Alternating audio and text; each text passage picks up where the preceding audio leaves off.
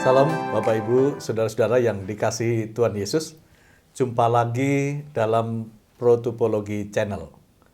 Kami membahas fenomena-fenomena terkini yang terjadi dalam realitas kehidupan kita dalam perspektif pola-pola Allah yang pernah ada dan sedang berjalan, baik yang tertulis di dalam Alkitab maupun juga terrealisasi dalam sejarah manusia.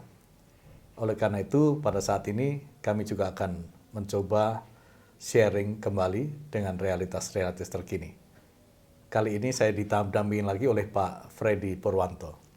Terima kasih Pak Freddy kembali menemani saya untuk berbincang-bincang di seputar topik yang sedang menjadi realitas ya, yang terjadi di tengah-tengah masyarakat. Nah, bagaimana kita melihat realitas itu dalam perspektif protopologi. Kata firman Tuhan, Amsal 1 ayat 9, Pengkhotbah 1 ayat 9 dan 10, tidak ada yang baru di bawah kolong langit ini. Semuanya itu sudah ada, yang pernah ada, yang ada sekarang sesungguhnya sudah pernah ada. Begitulah pola kerja Allah yang selalu berulang-berulang polanya. Nah, kita mau mencermati fenomena yang menarik. Mas Freddy menyimpan banyak pertanyaan yang akan dibicarakan. Baik, selamat malam Mas Freddy. Malam Pak. Ya, gimana kabarnya? Sehat? Iya, puji Tuhan sehat Pak. Ya, puji Tuhan ya. Tidak terkena pandemi ya. Tapi dampaknya kena juga ya? Dampaknya kenapa? Nah, ini dampak apa ini yang kita mau bahas ini? Yang jelas Pak, yang menarik itu adalah dampak yang berkaitan dengan keluarga Pak. Keluarga ya? Iya. Iya. Jadi kan seperti kita tahu Pak ya, bahwa COVID-19 ini kan berdampak ke berbagai sektor nih. Iya, betul. Ya kan Pak. Yang jelas kesehatan pasti Ya. terdampak kita. Lalu Banyak yang meninggal ya sudah ya. Gitu. Lalu yang paling geger juga masalah ekonomi Pak. Ya, pasti. Gitu. Ya. Banyak orang yang kena PHK, banyak orang yang usahanya jadi hancur dan sebagainya. Betul. Gitu. Pengangguran bertambah. Nah, itu dia Pak. Ya. Oh, itu jumlahnya lumayan tuh. 12 sekian juta itu. Yang kena PHK ya. Nah itu dia Pak. Nah, itu kan dampaknya ngeri-ngeri nih Pak. Betul. Dampaknya agak ngeri-ngeri. Nah sekarang banyak apa namanya ya, fenomena dan juga banyak pertanyaan-pertanyaan itu yang sedang menanyakan dampak terhadap keluarga Pak.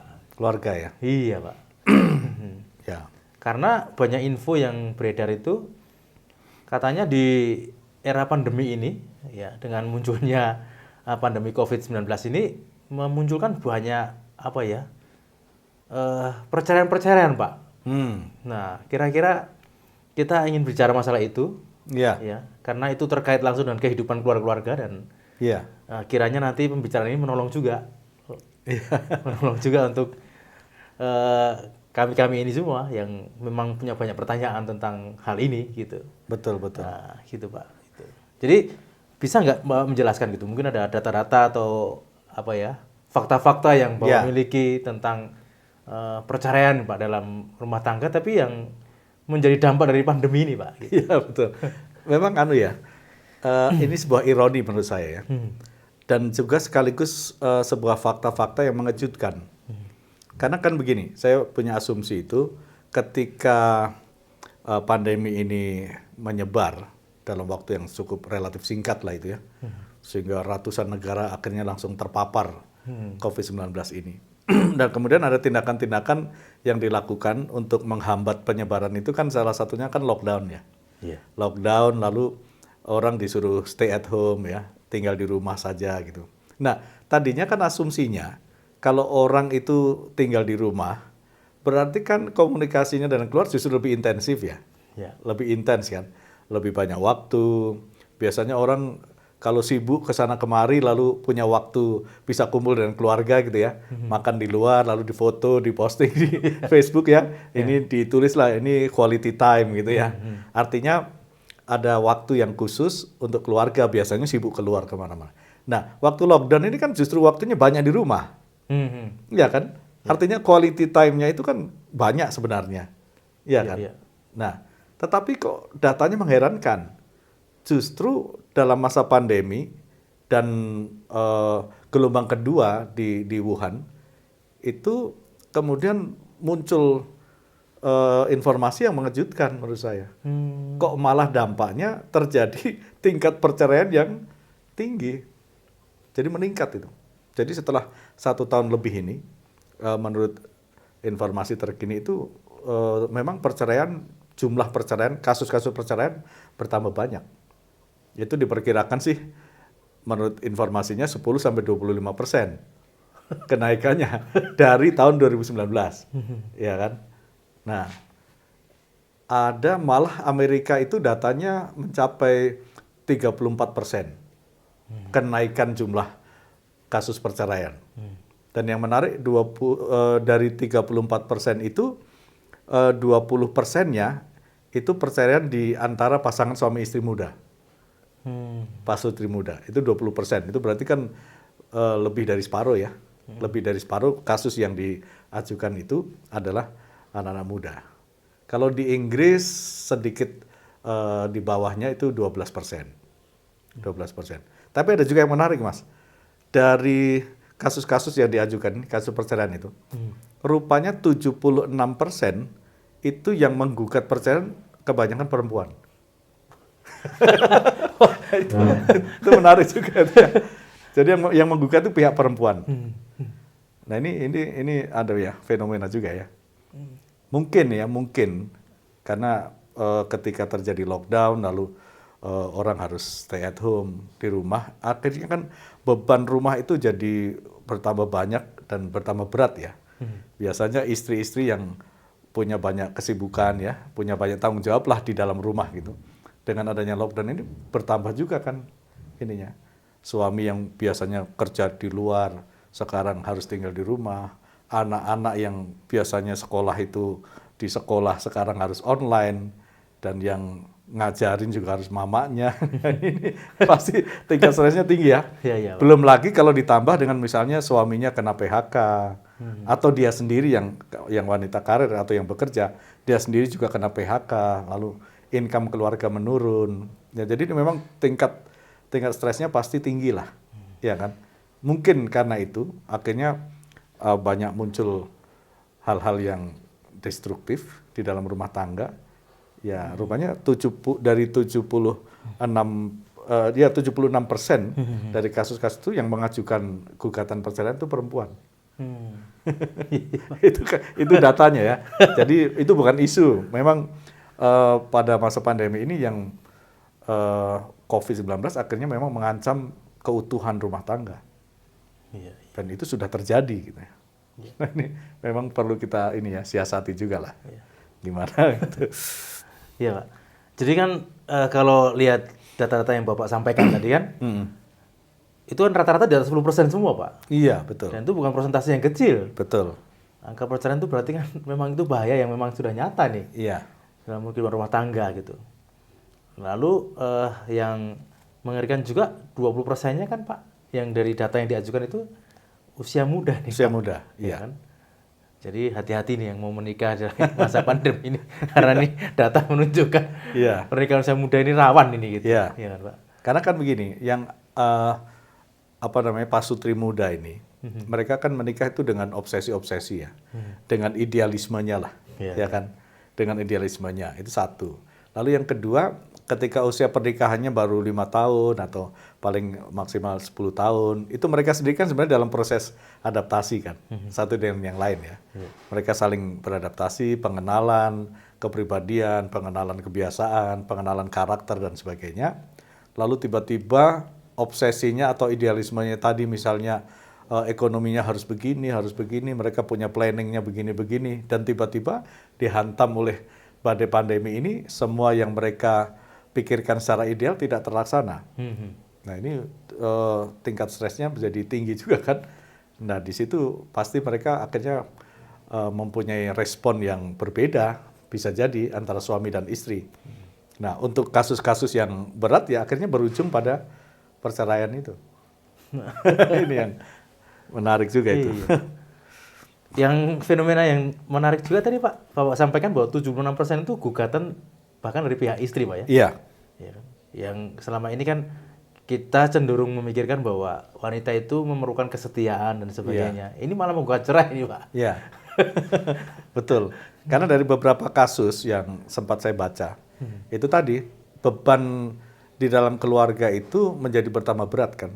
Tuntutannya bertambah berat.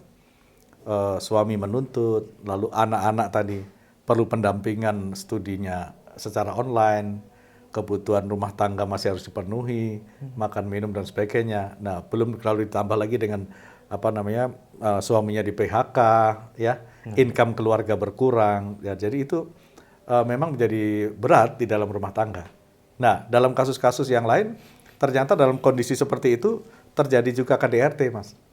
Wah, ini. Ya, jadi ada muncul kekerasan dalam rumah tangga. Nah, itu juga pasti akan menambah beban ya. Dan ada juga yang menarik, setelah suaminya itu lebih banyak tinggal di rumah, akhirnya ketahuan bahwa dia punya selingkuhan gitu.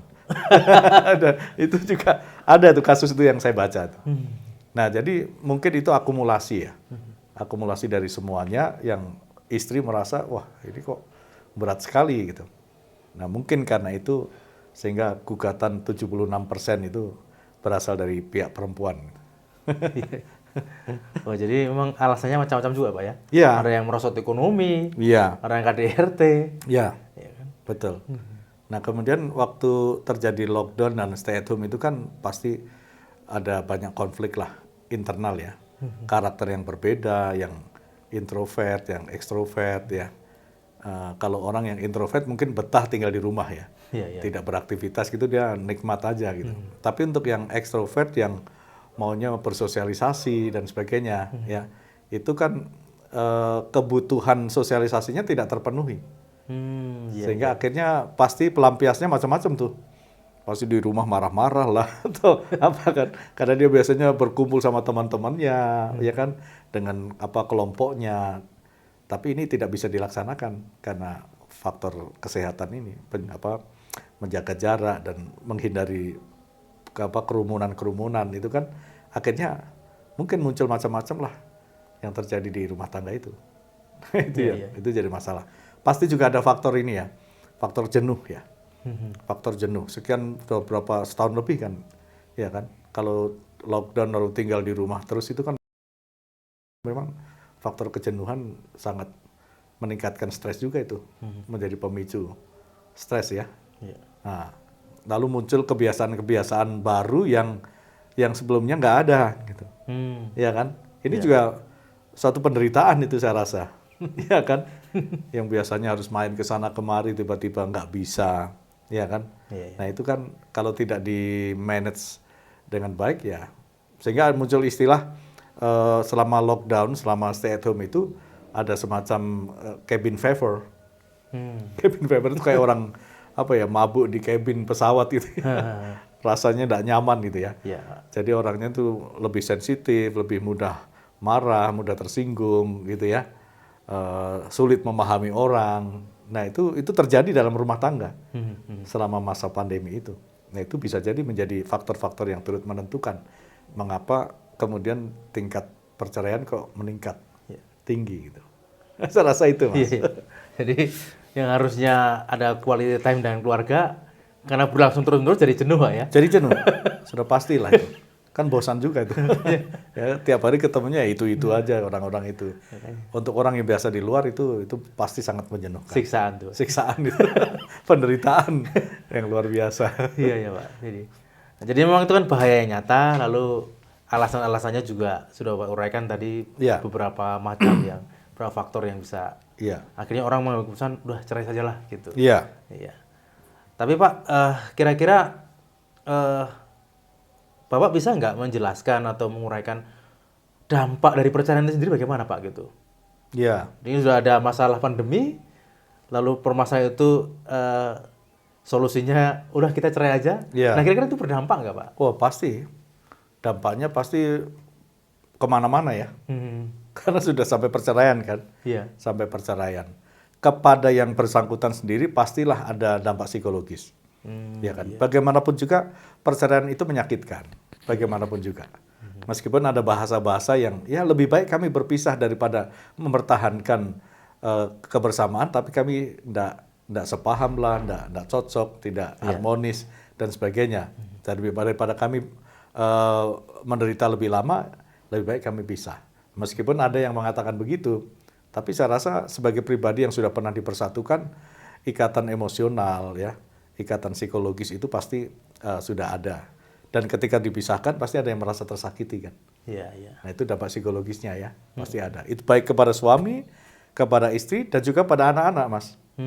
Kalau yang ada anak-anaknya kan pasti ini ya memang tergantung usia anaknya juga. Iya. Anak-anak pasti ikut terdampak juga. Bagaimana mereka yang biasanya tiap hari bersama dengan papanya, mamanya, tiba-tiba tidak ada. Entah mereka akhirnya diasuh oleh siapa, hak asuhnya jatuh ke siapa, entah ke mamanya atau ke bapaknya. Ya, kalau dia diasuh bapaknya, dia kehilangan mamanya. Iya. Kalau dia diasuh mamanya, dia kehilangan bapaknya, ya kan? Nah itu kan pasti punya dampak psikologis yang berat lah ya.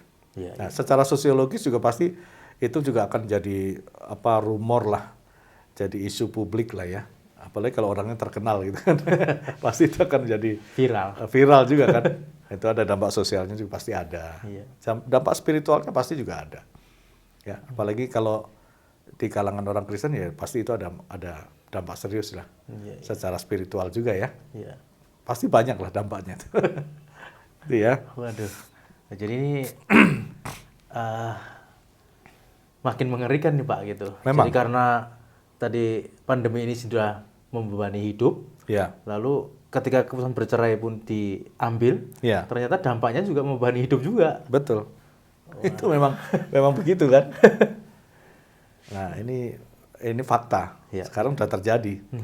Nah memang juga perlu yang sudah terjadi ya bagaimana, sudah tinggal atasi dampaknya aja gitu. Ya. Tapi juga kita kan perlu wanti-wanti juga yang belum terjadi, ya kan jangan sampai perceraian itu terjadilah sedapat mungkin gitu kan. Iya, iya. Iya Pak. Sesuai dengan channel kita nih Pak, Protokologi nih ya Pak ya. Iya. Kita Bapak membahas masalah-masalah itu. Kira-kira ada pola-pola dalam Alkitab Pak mengenai konflik keluarga dan sebagainya ini yang bisa juga beri pelajaran bagi kita Pak. Iya.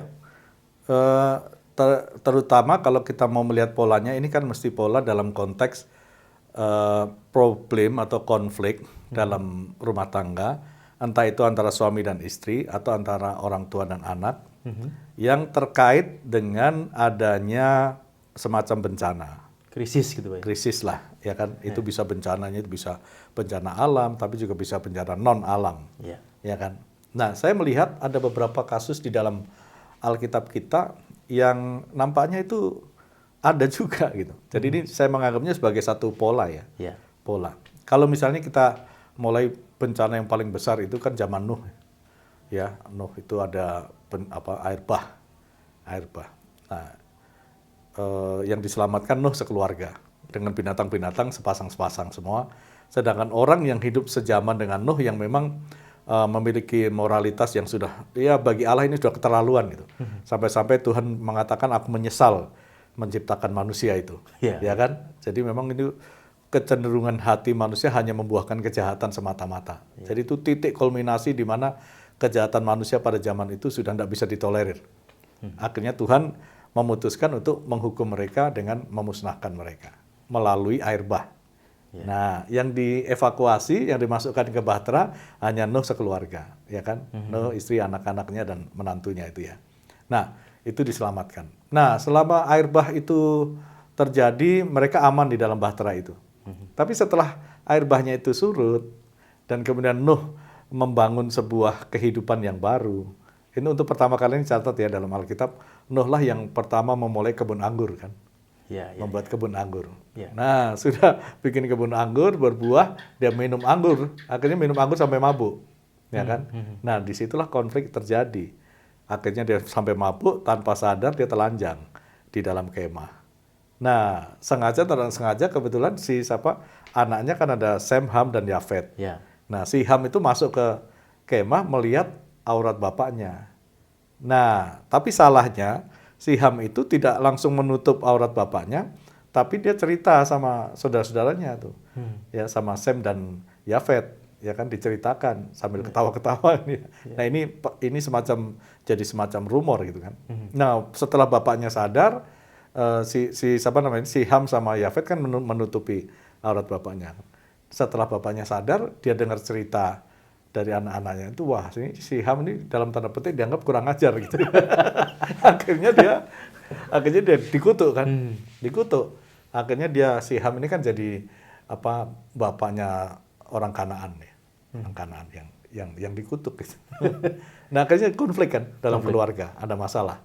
Karena ada bencana, kemudian akhirnya pasca bencana muncul konflik di dalam rumah tangga itu.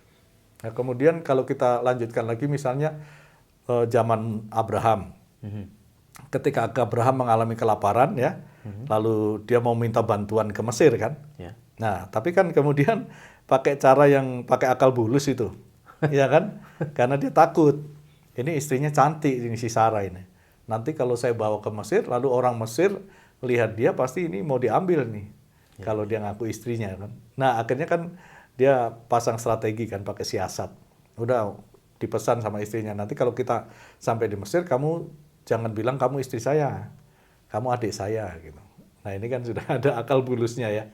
Nah ya mula-mula strategi itu jalan mulus. Dia bisa diterima di Mesir, dia bisa dapat makanan, bisa dapat banyak hal yang diperlukan, ya kan? Tapi memang si Sarah kan akhirnya diambil juga oleh Fir'aun kan? Nah dibawa ke istana, tapi apa yang terjadi? Terjadi malapetaka. Ya kan? Orang kena tulah. Orang Mesir hanya kena penyakit semua kan, itulah. Nah saya pikir ini memunculkan konflik di dalam rumah tangga. Masa suami mengatakan pada istrinya sendiri begitu, gitu. Dan akhirnya menimbulkan masalah bagi banyak orang juga, bukan hanya keluarga ini, ya kan? Itu. Kemudian kalau kita lihat lagi zaman Lot ya, zaman Lot ketika Tuhan mau menghabisi Sodom dan Gomora karena amoralitas yang sudah diambang batas juga, ya kan? Akhirnya 2 malaikat diutus Tuhan untuk mengevakuasi Lot dan keluarganya ya, istri dan anak-anaknya kan. Suruh keluar, pokoknya kalian keluar segera. Karena Tuhan mau menghancurkan ini Sodom dan Gomora. Dan jangan menoleh ke belakang gitulah. Nah entah bagaimana, karena Alkitab kan tidak menceritakan dengan rinci, entah bagaimana si istrinya Lot itu tidak taat. Ketika mereka mau berlari keluar dari Sodom dan Gomora itu, dia noleh ke belakang. Jadi tiang garam. Jadi bencana itu akhirnya menimbulkan persoalan di dalam rumah tangga kan. Ya, memang itu fatal sekali sih. Kalau itu ya, kalau istrinya Lot itu sampai jadi tiang garam itu kan itu memang Tuhan sudah langsung hukum dia gitu. Kemudian apa lagi ya? Kasus Lot ya. Kemudian kalau zaman Daud, Raja Daud, setelah Daud menang ya, setelah dia jadi raja yang tak terkalahkan. Tapi kan selalu ada masa dia harus berperang dengan bangsa lain. Ya. Tapi waktu itu dikisahkan pada masa musim berperang, tapi si Raja Daud sendiri tidak mau turun ke medan perang gitu. Dia hanya utus orang lain kan. Ya kita tidak tahu ya motifnya apa, karena tidak dijelaskan secara rinci. Bisa jadi karena Daud yang sudah merasa saya sudah lebih tua, atau saya sudah tidak perlu lagi lah ikut perang biar yang muda-muda aja gitu kan. Nah, mungkin dia merasa seperti itu. Akhirnya diceritakan dia tetap tinggal di istana, jalan-jalan di atas soto, lihat istri tetangga, rupanya itu istri panglimanya sendiri ya. Tapi dengan ngotot, dengan kekuasaan, dia paksa diambil. Ya kan? Dia paksa diambil. Nah, tapi kan Tuhan tidak membiarkan itu. Bahkan si Uria, suaminya Batseba itu ditempatkan di tempat yang paling mematikan, di titik perang itu, dan benar-benar mati. Karena Uria mati, istrinya diambil dan paksa. Tapi kan Tuhan juga menghukum dia karena anak yang dihasilkan mati. Ya, anak yang dihasilkan mati, dan itu menjadi pergumulan. Ya, saya pikir itu beberapa contoh Mas ya, beberapa pola yang ada dalam Alkitab bahwa di mana ada bencana itu ada problem-problem juga di dalam keluarga. Sehingga saya melihat realitas masa kini meskipun tidak sama persis, tapi kan prinsip-prinsipnya mengandung unsur-unsur yang sama ya. Di mana ada konflik, di mana ada krisis, ya, di situ keluarga-keluarga juga menghadapi konflik. Entah hubungan suami istri, entah hubungan orang tua dan anak, ya. Ternyata ada kan kasus-kasus seperti itu. Iya. Itu. Saya melihat sih polanya ada seperti itu. Ada Pak ya. Ya. Ya, jadi ada yang konflik dengan anak, ada konflik dengan istri gitu. Ya. Tapi yang mungkin menyakitkan kasusnya Ayub Pak gitu. Iya betul. Istrinya, iya betul. Istrinya bilang itu kutuki aja Allahmu. Iya, gitu, iya, Pak. betul. Gitu, Pak. Nah, Ayub kan sama kan? Hmm. Ayub kan menghadapi, wah itu bencananya mengerikan juga kan? Ya memang itu atas izin Tuhan, atas permintaan iblis kan? Nah, iblis minta izin supaya dia mencobai imannya Ayub. Ya, hartanya dihabisin, anak-anak Ayub semuanya mati, bahkan kemudian tubuhnya Ayub sakit. Nah dalam titik itu istrinya yang tidak tahan kan menghadapi itu, akhirnya konflik kan. Ya istrinya bilang, ngapain kamu bertahan dengan imanmu? Sudah apalagi yang mau diharapkan? Harta udah habis, anak mati semua, tubuhmu seperti itu, ngapain lagi kamu percaya sama Allahmu gitu kan? Udahlah, kutuki aja Allahmu lalu kamu mati. Nah, ada konflik ya. Nah, meskipun kemudian cerita selanjutnya istrinya tidak meninggalkan dia tetap bertahan dalam penderitaan itu, ya kan?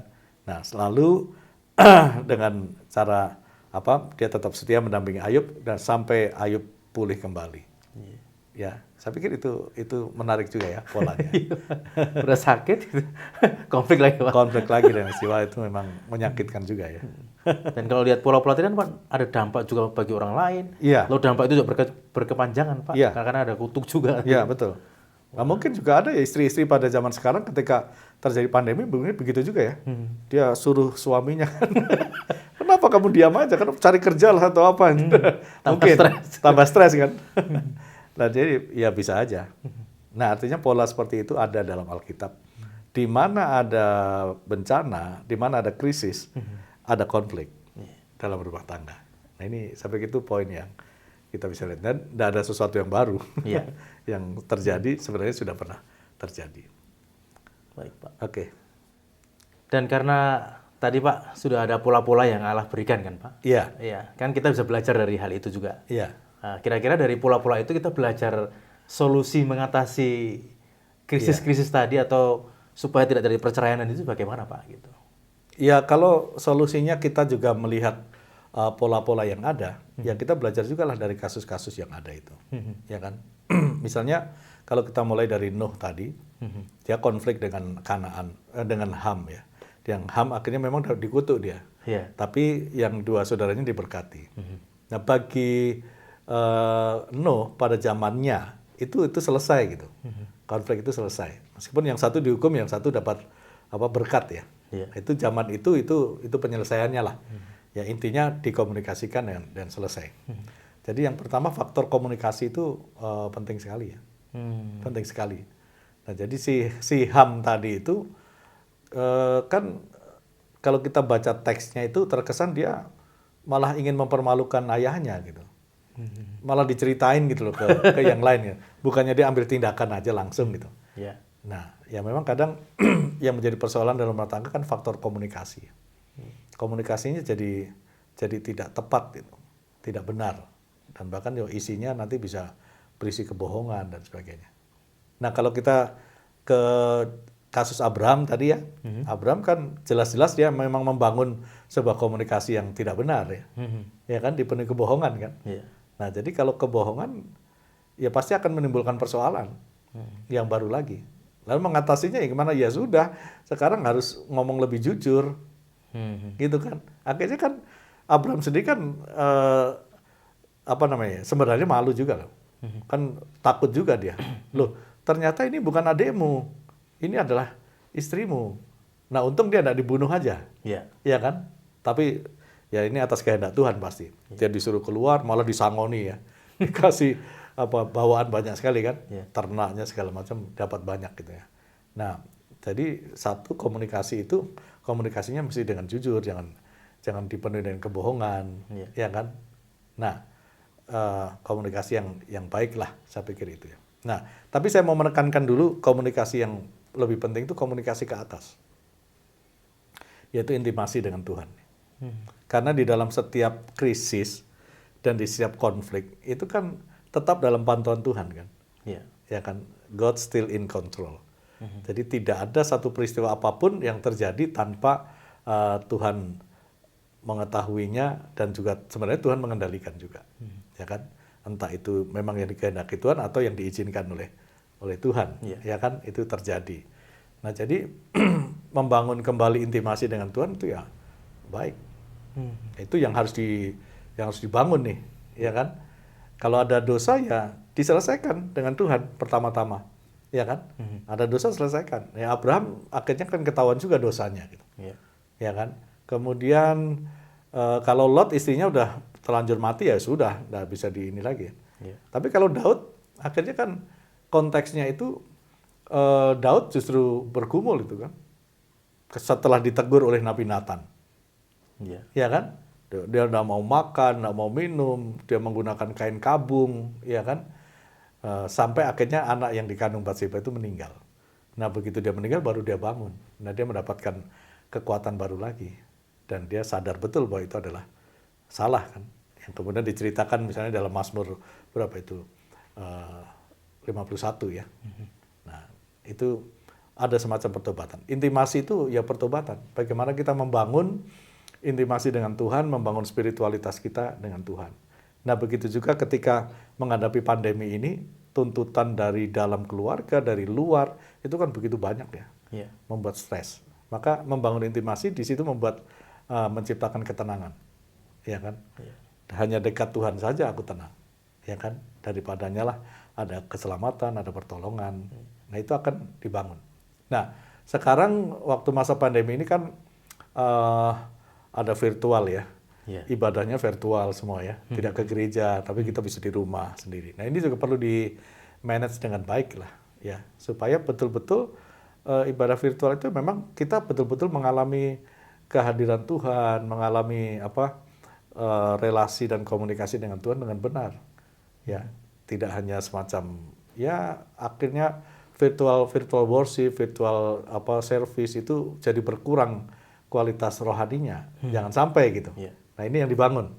Kemudian di dalam rumah juga harus dibangun mesbah keluarganya. Ya, suami punya hubungan pribadi dengan Tuhan, istri juga, tapi kemudian juga mau membangun komunitas lah, persekutuan lah bersama ya di dalam keluarga itu. Saya pikir itu intimasi dengan Tuhan, itu komunikasi vertikal itu yang pertama ya, yang penting. Nah, kemudian kalau di dalam Alkitab memang Nuh sudah bergaul karib dengan Tuhan, ya kan? Kemudian Abraham juga dia pendoa syafaat, ya, dengan Tuhan. Kemudian Daud ya dia 7 kali sehari sujud menghadap Tuhan.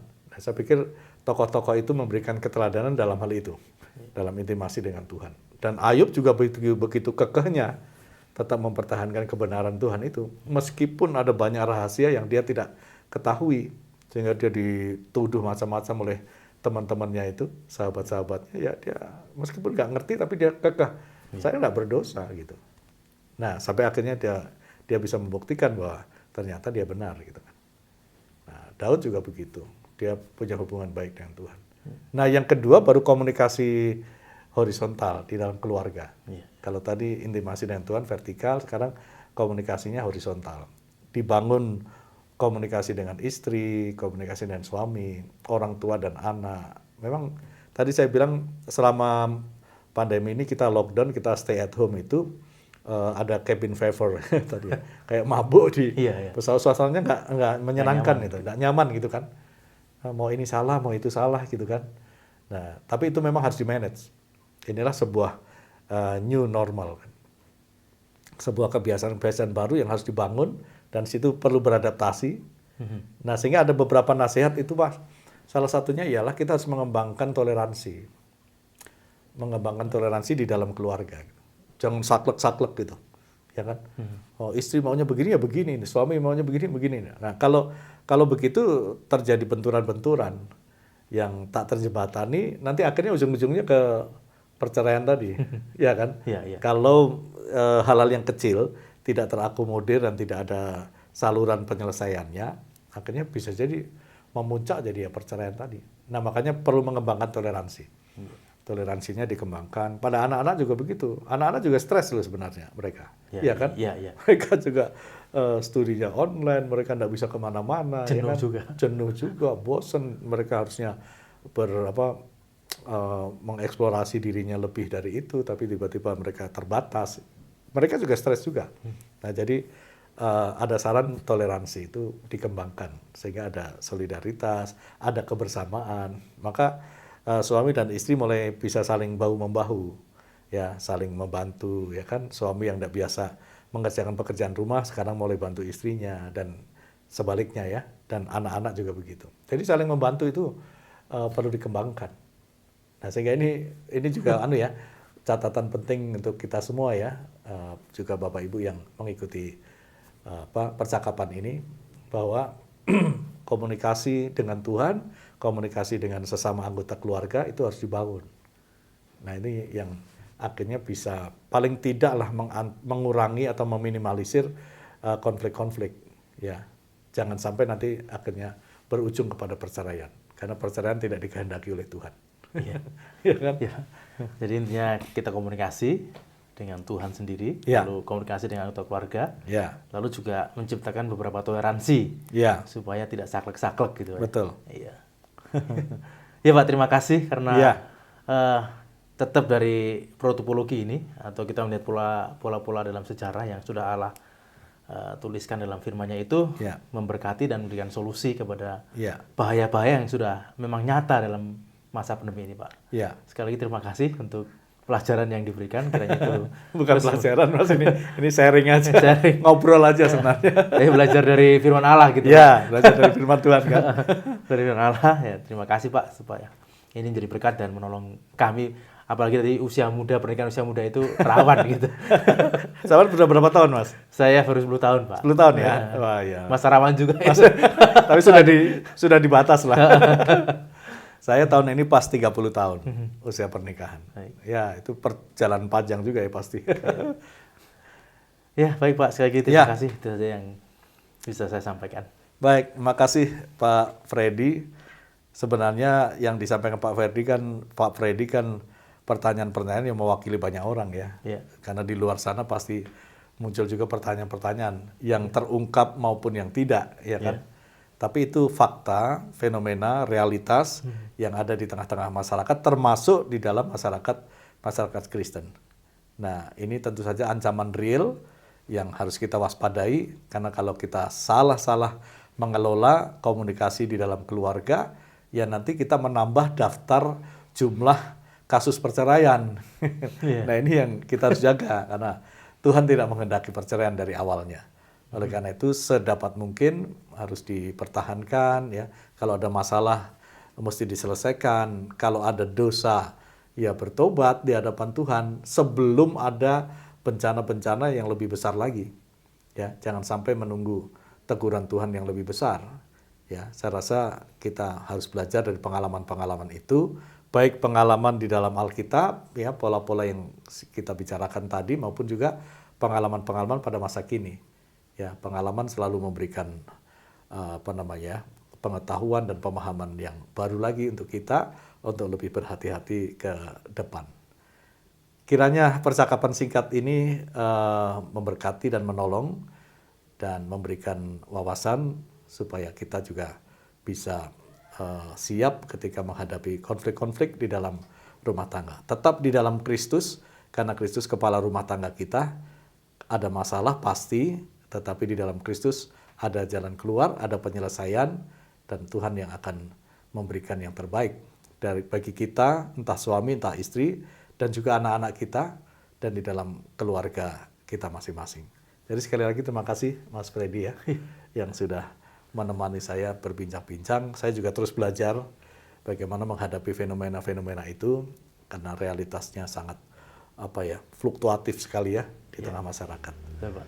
Ya, Bapak Ibu, kiranya Tuhan memberkati dan terus hadapi realitas kehidupan bersama dengan Dia, karena tidak ada sesuatu yang baru di bawah kolong langit. Apa yang ada sudah pernah ada. Belajarlah dari sejarah, belajarlah dari firman Tuhan, karena di sana Tuhan sudah menyediakan solusi-solusinya. Tuhan Yesus memberkati.